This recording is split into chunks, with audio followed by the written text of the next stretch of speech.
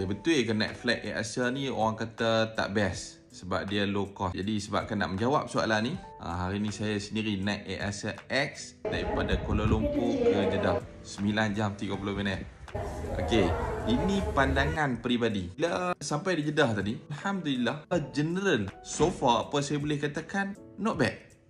Mungkin sebab ni kali pertama juga naik Air Asia yang X, perjalanan jauh. Sebelum ni naik Air Asia semua yang dekat-dekat je. Apa saya boleh katakan, mungkin kita pergi satu persatu lah. Dari segi harga, bila dia low cost, dia paling murah lah. Itu yang pertama. Dari segi orang kata seat sedap, dah bagi saya okey je. Okey, ada ruang kat kaki, seat boleh sandak kat belakang. Itu kalau dari segi makan. Okey. Untuk siapa yang ambil group punya tiket, kalau melalui travel agency ataupun booking yang besar, dia dah include bag, dia dah include dengan makan minum, pergi dengan balik. Jadi sebenarnya tak ada masalah. Walaupun dia low cost, dia dah include.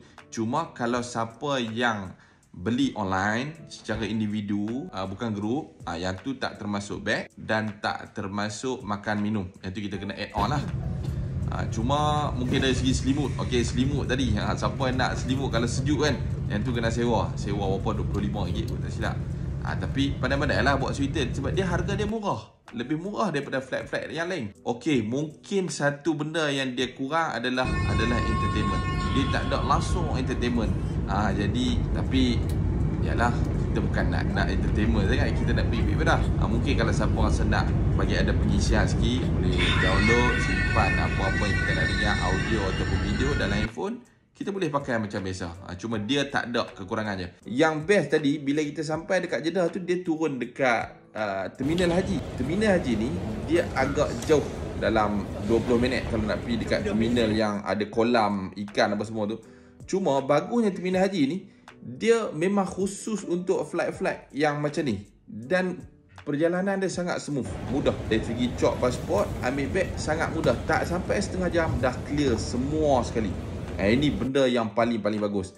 Jadi secara general, untuk saya menyatakan masih lagi okey dan recommend untuk siapa yang nak low cost punya flight kalau nak jimat. Cuma kurang dia dekat entertainment saja. Yang lain saya rasa lebih kurang sama saja. Low cost yang saya recommend. Cuma kalau siapa yang rasa macam 9 jam tu lama, penat, sebab saya juga selalu naik flight yang transit. Sometimes rasa macam transit pun okey juga sebab boleh rehat 2-3 jam, sambung balik perjalanan. Overall, okey, recommend. So tu pula nak pakai yang mana, ni sekadar pandangan peribadi. Moga bermanfaat. Jangan lupa like, komen dan share.